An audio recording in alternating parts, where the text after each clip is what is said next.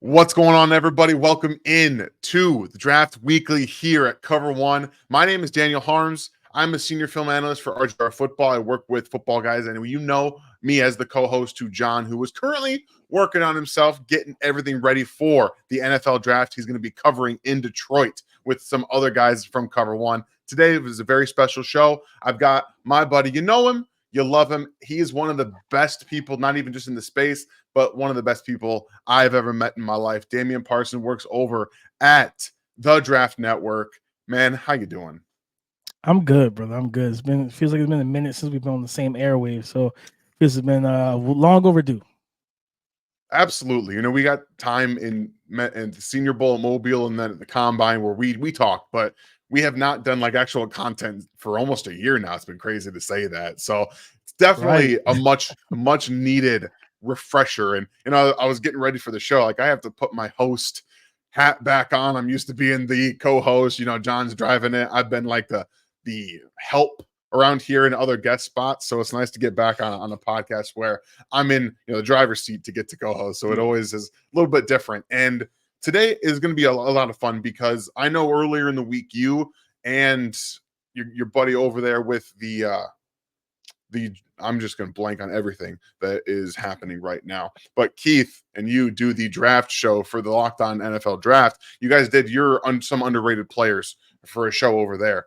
And that's kind of what we're doing today. These are honestly underrated draft gems, players that they're going to get either on day 3 or late day 2, and are going to be not just contributors, but really legit starting upside kind of players. And you and I each picked 5 players. We didn't talk about our list before the show, and we are going to get into that list today and talk about some players. I'm excited about it. And the first guy, actually, no, I'll get it to you first. Who do you want to start with in this little list that we've got going on here?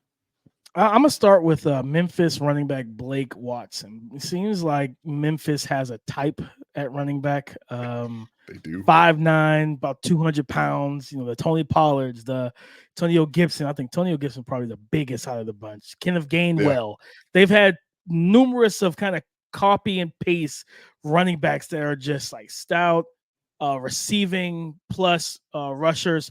And when I watch Blake, man, again, 5'9", about 200 pounds, 195. A guy that for some reason, he wasn't brought to the combine, but he tested well. I believe it's at his pro day. I think ran 4.41. He jumped like 40 inches. He's explosive, has good open field speed. A guy that for zone teams, right? You think about the Minnesota Vikings, the San Francisco 49ers, because they always draft the running back in like 3rd, 4th round, right? Like teams that run this wide zone or these kind of stretch zone plays. Miami Dolphins, if they wanted to get another back, with Mike McDaniels coming from that offense, he fits that mold completely. A guy that what I love about him is his vision, his processing. I always talk about running backs reading outside to in, being able to identify the edge, if it's hard or soft. If it's a soft edge, you can keep pursuing. If it's a hard edge, you got to find your way. Are you going to plant and bang it up, or are you going to try to bounce it outside? Bouncing it outside is sometimes difficult versus hard edges, depending on how hard of an edge it is. And this guy he runs with good patience. Good, pad leverage. A guy that runs behind his pads. So when you see him and you see the contact balance for a 5'9", he's not the bowling ball like Maurice Jones-Drew, like stocky, muscular build, but he still has a nice filled out frame, and he runs hard, man. I just think in this running back class that, like, I tweeted out about the linebacker class and how it gets this misnomer that it's like bad. It was like, okay, there's no Luke Kuechly. Wow.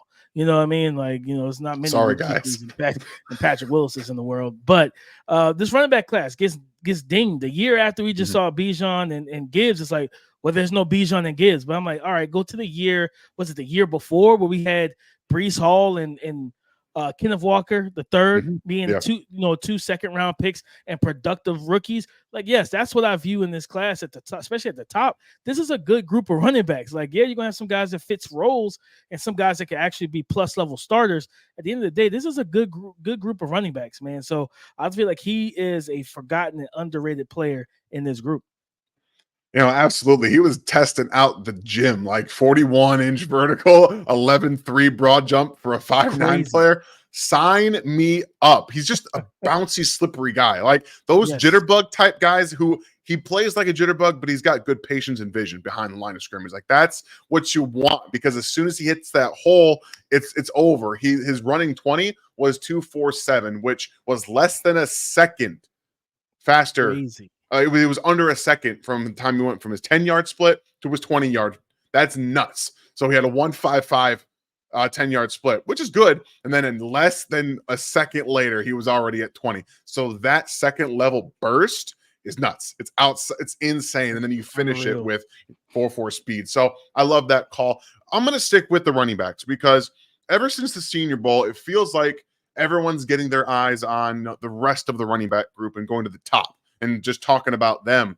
And Ray Davis has really started to come down. And Ray Davis is probably one of the best all-around backs in this entire class. When you look at it, I mean, I know that you and I differ in RB1s, and I have Jonathan Brooks at 1, you have Trey Benson at 2, but Trey Benson at 2 for me, and Jonathan Brooks is up there for you. So I think when you have these running backs that, and honestly, Ray Davis from a few years ago, he looks like he trimmed down this past year at Kentucky a little bit. So his speed was actually much better getting through the hole. He's not a burner, which is fine. You don't have to be. If you can process good, you have the ability not just to play that zone, but also follow your blocks and stay behind your shoulder pads and run forward, kind of fall forward. Felt like every single time I'm watching this guy, he's falling forward and he's making sure to get that yard or that extra 2 yards if he's not going to be able to drive or break through that contact. So that's always nice to see. And he's played in 3 different offenses for 3 different schools, and he's had over 1,000 yards every single place that he's played.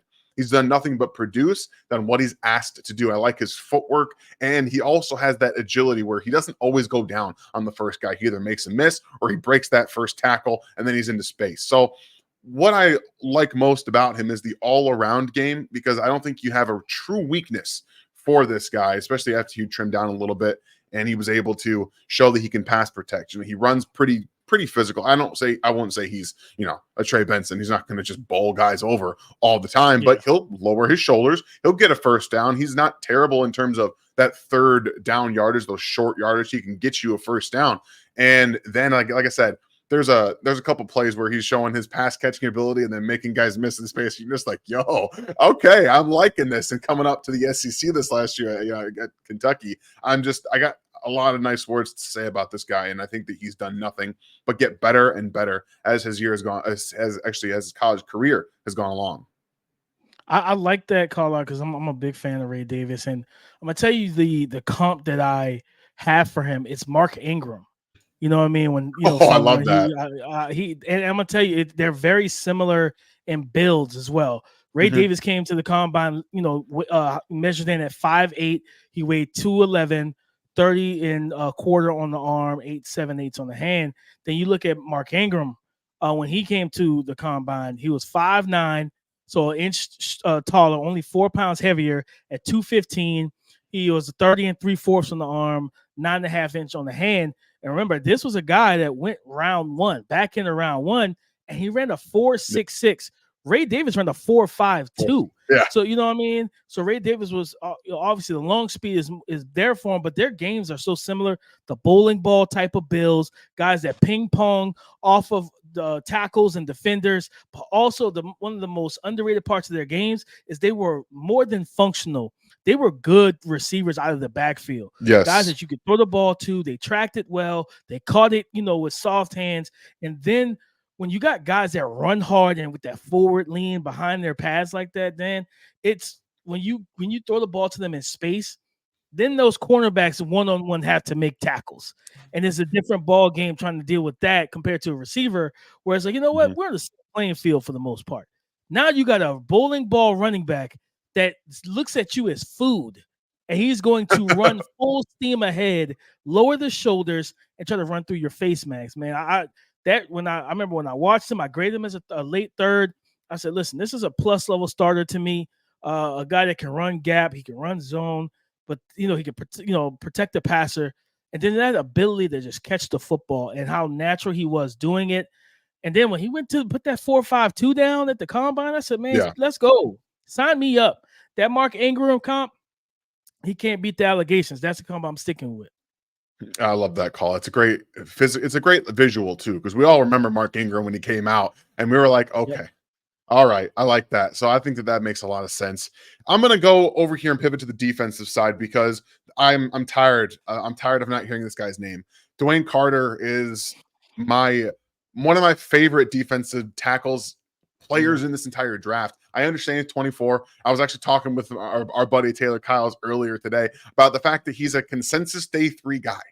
I don't understand it. It doesn't make any sense to me. But I'm here. I'm going to continue to talk about it because the draft is next week. This is going to release on Friday, so we got 6 days, y'all, and the draft's going to be here. And I'm watching this gap merchant who got really good first step quickness, but he also has a lot of speed to power, and he can get in gaps and he can really hold his own. I think a lot of these defensive tackles, when they get met with a little bit of pad level issues, they will get moved back on double teams. That's really the only issue that I see in terms of him standing up to power. In the NFL will be a little bit different. But what have we seen this past offseason in the NFL? Defensive tackles, specifically 3 techs with the ability to rush the passer, are getting paid. NFL teams want these players. So just for the sake of argument, he probably has the best pass rush toolbox of any defensive tackle not named Byron Murphy in this class. He's got the swim. He has an arm over. He's got a rip. He has a spin move. He can do counters. He can continue. He continues to work after the first move doesn't work. And he's not just going to stop moving. I think he's actually got pretty good footwork for this big bowling ball looking guy from lateral quickness to go left and then spin around and go right. Like, he looks more like a dancing bear in the sense that when he's out there moving it and making guys move out of his way. And that speed to power, I think, is an extremely underrated part of his game that he uses to not just move guys around, but to play in the run game. The only big issue outside of the double teams is his shedding. He doesn't shed the block as much as you'd like him to see. He doesn't get off those blocks as quickly, identify where the football is. So that's a growth, definitely an area for growth as for a 24-year-old. I understand that being worrisome, but I'm just looking at his pass rush production in terms of what he puts on tape. Winning, not always getting sacked, but winning a lot is something you can't really pass up, especially when teams need to be able to pressure the quarterback. No, 100%. He's active. He gets after. He does get after it in the run game as well, as you pointed out. And I just think this is a guy that you know what you're going to get from him. He can play the 3 tech. He can play some 2i because he has that kind of filled in frame that allow him to do it. Right. He has 33-inch arms. Where he mentioned at the combine, 303, 305 pounds. Yeah, this is a guy that you definitely, we're going to fast forward 2 years and be like, man, how did he fall to wherever he fell to? Because he's really active and he knows how to make things happen in the backfield, in the run game, and in the pass game. I'm going to stay on the D line myself, and I'm going to Ohio State interior defensive lineman, defensive tackle. I love it. Michael Hall Jr., 6'3", 290, 33.5-inch arms. He tested very similar to Braden Fisk at his pro day to what Braden Fisk did at the combine.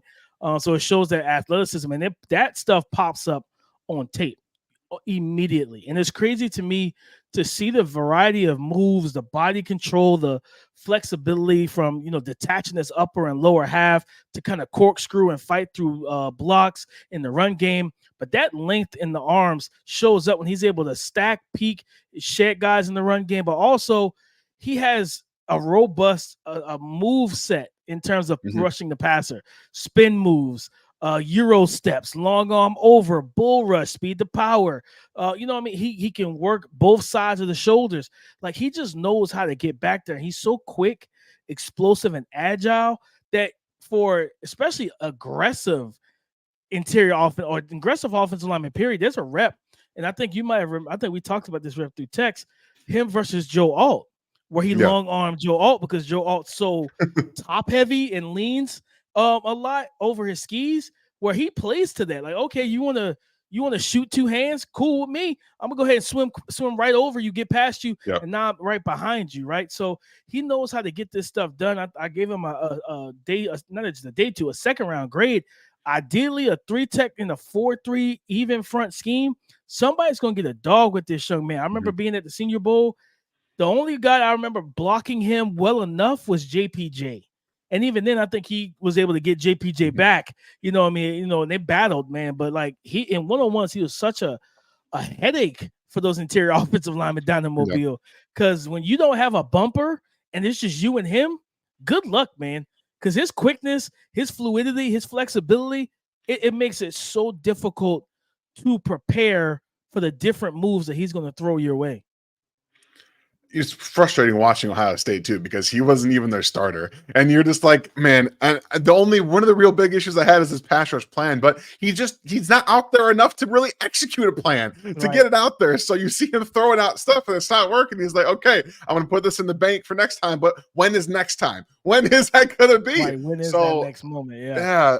Oh man, it's so frustrating. I think the number one thing I put in here in my evaluation of him is coiled. This dude is a spring, and he gets into chests so quickly. It's so explosive. That first step, and he just does it. He reads honestly. A lot of times he's moving as the ball is moving. He can time his snap extremely well, and when he does that and he gets into your chest, you're just like, uh-oh, like what? I don't know what to do. And I'd trust him playing him all the way out to 4I. I think he could do that for some teams that want him as a 3-4 defensive end. But I agree with you that he's probably best suited to play 3 tech. He's so much fun, and I really think that it was a disservice to not allow him to grow a little bit more, play a little bit more. But I'm really hopeful that wherever he does go, he's going to get more opportunity to play. Speaking of, I'm just going to keep with the underrated defensive players, because one of my big gripes, I think, is that we want flash, right? People want flash. They always want to be on the cutting edge of, well, the Jared Verse, right? Jared Verse is maybe the flashiest all around defensive end in the class. I think that Dallas Turner is probably going to go the first. We know Leitu Latu is the best technician, the best studied, but maybe the most underrated, again, is Braylon Trice out of Washington, who might be the single best power defensive end in this class. Like, he collapses pockets. He collapses them. And I think he's a better athlete than people give him credit for. And because a lot of times you flip on his tape and he's out there as this 6'4", 275-pound defensive end that's going to collapse tackles, but he can corner. He can kind of bend a little bit. He can get underneath some of these shoulders of the outside shoulder of a tackle when they're not expecting him to. And I think that plays to his advantage, specifically because they're expecting one thing, and then he can maybe every now and then use a bit more explosive first step than they're expecting. And when you play a lot with power, you're not always expecting that first step explosiveness to get around the edge. And obviously he can set the edge. Like, his extension and his ability to just kind of extend and look behind a tackle is next to none in this class on the edge side. I think he's a fantastic run defender. You're not worried about double teams, obviously, because he's playing on the edge, and tight ends, honestly, whatever. Like, defensive ends want you to bring a tight end. They want you, like, bring me a tight end. I'm going to throw him to the ground and I'm going to make a tackle. So I don't know, man. I think the big question is, can he get better from a consistency standpoint on the speed part? Because the more you can threaten the arc, the more you can consistently do that, and you're not just taking a tackle down the center, right? The more you add to your pass rush. I do think he's got moves and he has power, but at the same time, you're like, if you can just stress that arc a little bit more consistently, you're going to add to your entire repertoire and become more than just a pure power player. But in today's NFL, we see these defensive ends in different schemes. Specifically like with the Chiefs, they like their defensive ends power. Charles Many, Mike Dana, George Karlaftis, those guys. So there are some schemes that it's okay to have it. I think personally, he would be a fantastic fit for a team that has a speed or a refined rusher, because then you can really use those speed guys and move the quarterback off their spot right to Braylon Trice, who's going with power on the opposite side. So I think he's an extremely underrated player in this class, and I'm surprised people aren't talking about him as much as they should be. No, he's a really good player, man. And I think, to your point, I love that you brought up the working the outside shoulder, working that outside arc. And that to me is what, like, because he rushes a lot from a 2-point stance, which is fine, perfectly fine with me. I think that's where he's most comfortable. And that's where it's like, okay, as a defensive coordinator, as he's working on his game in that sense, you probably slide him a little bit, bump him out of gap, make him a wide nine rusher on third downs.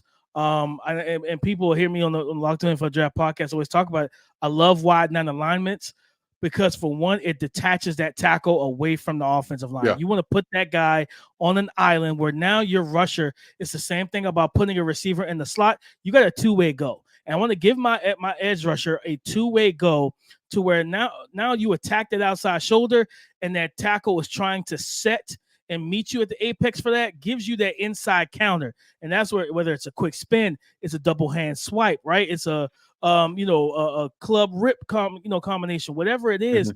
Like there's multiple counters that you can develop to work back inside the cross face. He's such an active guy. Like I remember tweeting out the clip where he almost had Caleb Williams sacked, but it's Caleb Williams, so he's able to just get out of trouble. But the first move didn't work. The second move didn't work, but he never stopped. He ended up throwing a spin counter at him, finally worked his hands, got, and dislodged himself from the tackle and got into the backfield. But Caleb was able to spin out because of his athleticism and his agility and kind of that spidey sense of knowing, hey, I don't have much time left back here. And he was able to make a play, but normal quarterbacks aren't doing that. You know what I mean? So it's like you get in the backfield 9 times out of 10 and a quarterback doesn't see you. They don't have that same type of feel in the pocket, and they're, you know what I'm saying? Like, as much for example, I love Drake May, but Drake May would have got sacked there because he doesn't have that same type of pocket presence and spidey sense as a Caleb Williams. So yeah, Braylon Trice is definitely a guy that you look at and you say to yourself, man, like at the end of the day, it's like why aren't we talking about him more than we are? Like, what is going on? And I know, he went to the combine, he didn't test outstanding, but again, he's like 267, 265 at the combine. He played at like 270. I'm not too worried about it. You know what I'm saying? I'm not worried about this 40 time. I don't really care. Like for me, is I see him get off the ball, I see him play with power, convert speed to power. I see some flashes of pass rush moves. Now let's continue to work and make that bag, expand the bag, and I think he'll be just fine. I'm sticking with the edge position. I'm going to Penn State. Adisa Isaac, Chop Robinson's teammate. And I remember, we were there at the combine, listening to Olu Fashanu talk about what Chop Robinson taught him and dealing with him in practice and what Adisa taught him. He said, Adisa taught me to be prepared for any move, any hand technique, any counter, inside rush, outside rush. Just be prepared for a plan that you can never get a beat on. And for a guy like Adisa, he came to the combine at 6'4". He had 30. He came in 6'4", 247 pounds, basically 250, 33 and 7/8 on the arm, so almost 34 inches on the arm. He tested pretty solid, 4.7 in the 40, 164, 10-yard split. Just for people to give him some context, Troy Franklin ran a 4.41, and he had a 166 10-yard split. So it just kind of tells you just to get off, for him and things like that. 10-3 broad. But this is a guy that knows how to get after it, man. A really active rusher. Like I said, watching him be able to use leverage and body control. And again, I think he has to continue to work on his pass rush plan or the counters, the multiple, like adding even more counters to his bag. But he's got quick hand strike. He's strong. He can collapse the edge, with his strength and his arm length. A guy that, he's going to hold up at the point of attack in the run game. He can play from a 3-point stance, play from a 4-point stance, kind of play defensive end if you want with his hand in the dirt, or he can stand up, as a 2-point stance. I think this is just an underrated defensive edge rusher in this class, a guy that I think can come in, play the run early, but also stay on the field on pass rush downs and give you a lot of things that you need.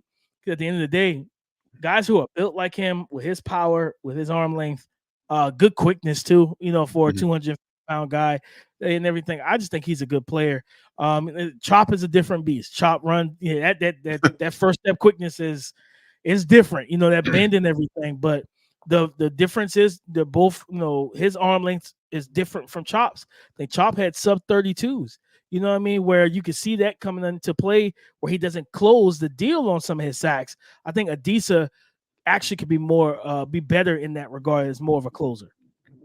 Absolutely. I think when you talk about the arm length and his hand strength, that's one of those things, especially for a guy who, when you're watching him against the short yardage runs, he's not going to be taking on blocks. He's going to be penetrating. Like, he uses that first step quickness and his own, I think, straight line agility. I don't think he's the best mover, side to side, but he has really good straight line agility to get down and through gaps, and then he tackles and he closes on those for those short yardage tackles. I really like the ability that he's got versus the run, as like you're talking about his size, length, and all those different aspects of being it feels like, Penn State's got a type too, right? Go back a couple years ago, Arnold Ebiketie feels like the same kind of guy. I liked Lauletta, not too out of the same class. He was a bit more of a special teams guy, but more raw with I thought some upside, but we haven't seen him too much. But yeah, reminding me a little bit of Arnold Ebiketie, and they all teach the same wrong arm, taking on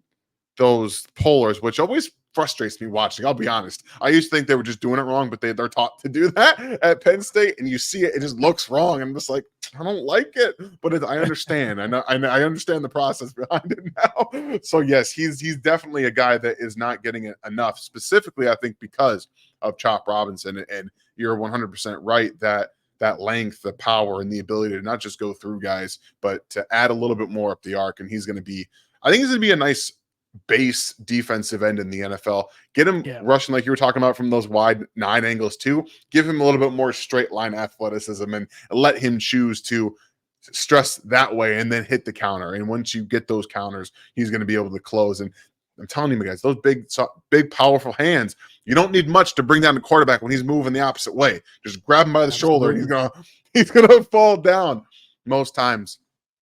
All right. The last guy on my list, I actually just finished watching him. I'm just like, why is nobody else talking? Why is no one talking more about this guy? I understand it's a deep wide receiver class, but Jamari Thrash moves. So you guys know how Jonathan Brooks runs the football in open space? Jamari Thrash runs routes the same way. He is incredibly smooth. He's a gifted space feeler. I think you can tell by his deceleration, which is fantastic. He and Javon Baker have some really nice deceleration tactics, and that's one of the most, in my opinion, underrated parts of wide receiver play. How fast can you get out of your break? Just stop on a dime. I mean, we see that with Tyreek Hill. Look how quickly some of these guys in the NFL they stop, they break it off, and they're not moving anymore. It's insane what these athletes can do. I just thinking about doing that, my knee actually breaks off in the process. Like I can feel it happening. So I was watching him. He's got a really nice feel for when the ball's about to come to his hands over the middle of the field. He steps backwards underneath tackles. Like, he creates yards after the catch lanes for himself. And that's something that young receivers are taught. How are you going to create yards after the catch opportunities for yourself? It's not easy to do because we see a lot of times guys thinking about that before they catch the football. But the more you do it, it becomes one and the same. As you catch that football, you either take a step back or forward, and then you keep moving. You create arm tackles, and you see it all the time on Jamari Thrash's tape where the guy's coming down, he's about to catch football. He just takes a little bit of step one direction, and all of a sudden that tackle turns into an arm tackle. He ran 4.4 speed. He's a 6 foot, 188 pound guy who I think is actually, it's a really good number for him, to be honest with you. It's a nice built speed slot, win from the outside as well kind of player that has the vertical speed.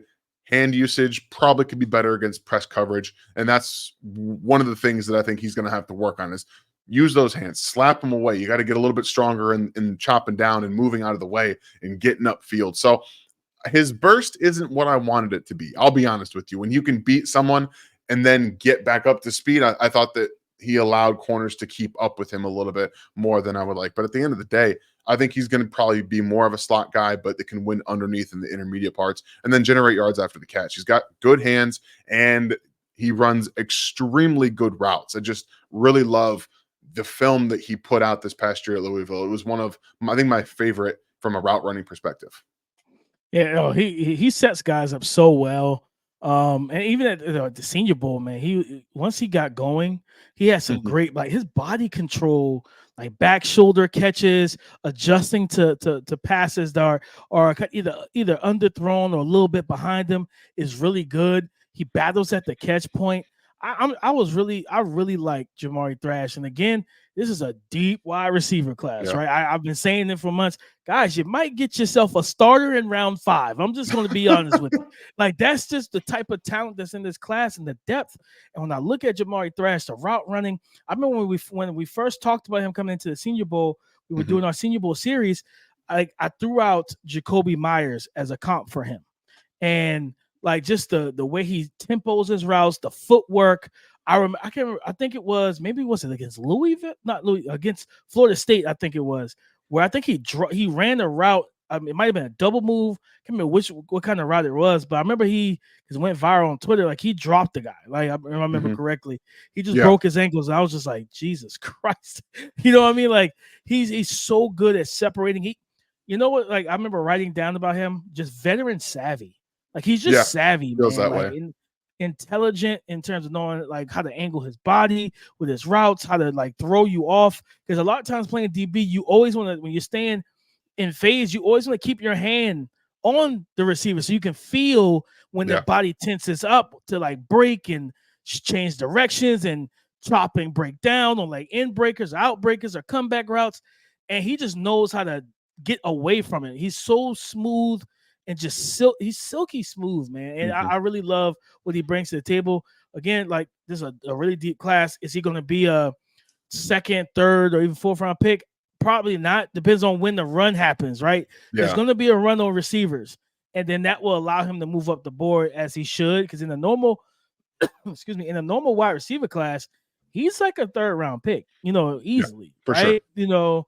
But in this class, he might be a fourth round pick because it's like there's so many athletic profiles or so many route runners and the Lad McConkeys, Ricky Pearsall's, Javon Bakers. You got the Jacob Cowings. There's so many different guys, man, and he's just lost in the shuffle in my opinion. And that's one of my guys, man. I really like his game. I'll close it out. Dan, go to the defensive side of the ball. I'm going to Auburn. Their safety / nickel former cornerback Jalen Simpson came to the combine. Listed at 6 foot even.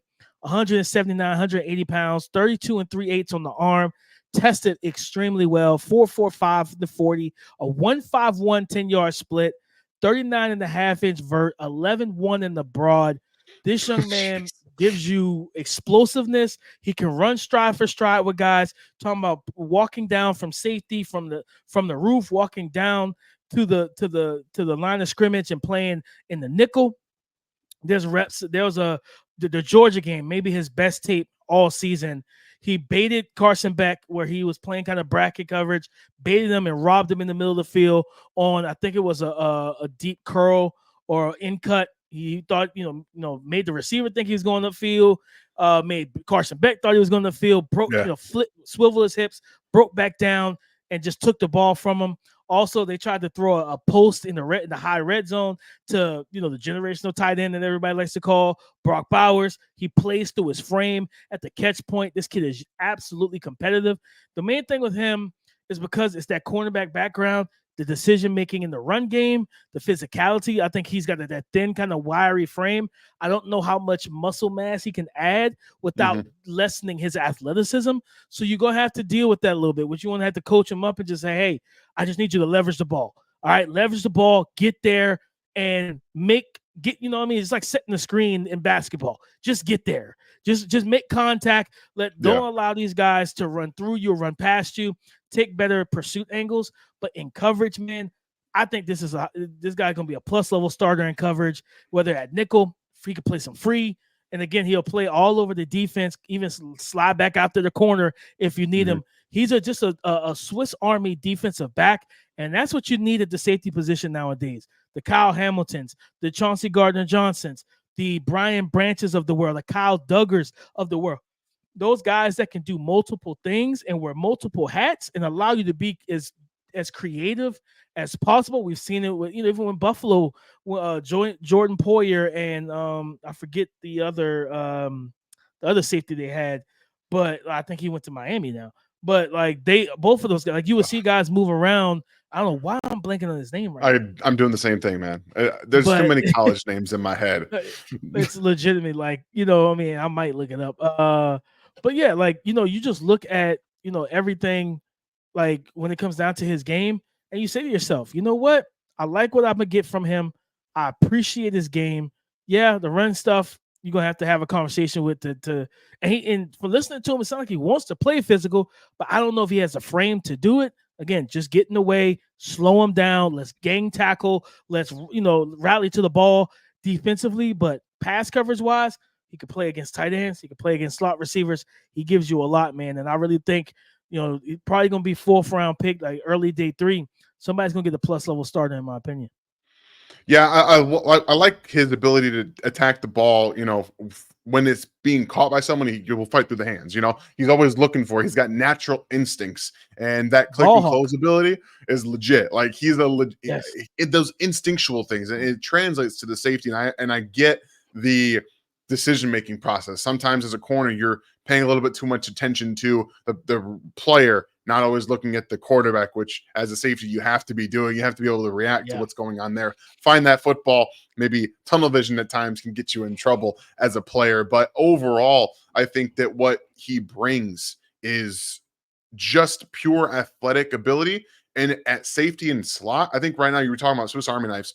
That's huge in the NFL. We're seeing those safeties, they're playing a lot of too high, and you can come down to play and a lot of 3 safety. Like 3 safeties sets are huge right now, and you have those safeties that can come down and play slot. You create so much more versatility for your defense. I mean, I know I'm not a pull from the Chiefs fans, but he does so many different.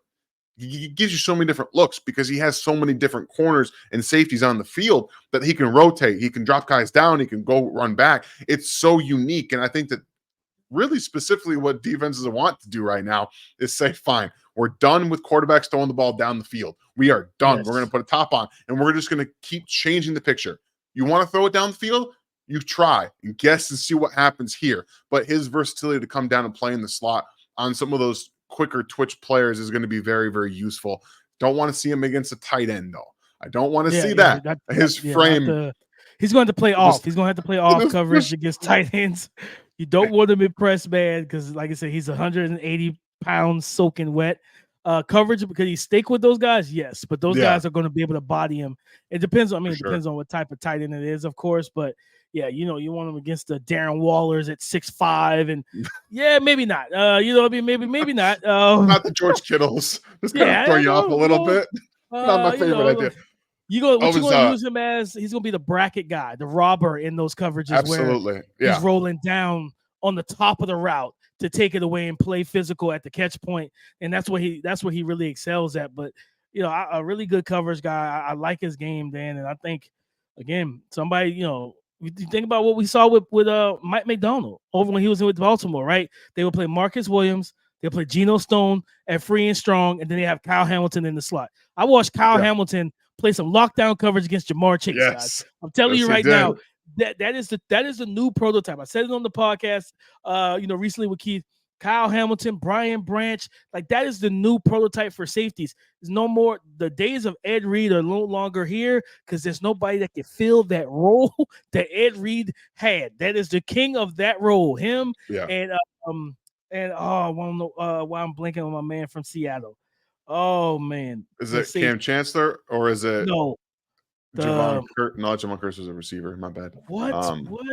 Earl Thomas. Earl Thomas. Yeah, Earl Thomas. Yes, that was the last of that kind of single high safety looks where it's like, man, you got the sideline range, physical, got ball skills. The only guy I think in this class that can even do that is Kalen Bullock, but then he's not a great tackler, so he doesn't bring that aspect to the game, but he does have the range. So, but at the end of the day, the new prototype of safety, you need to be able to wear multiple hats.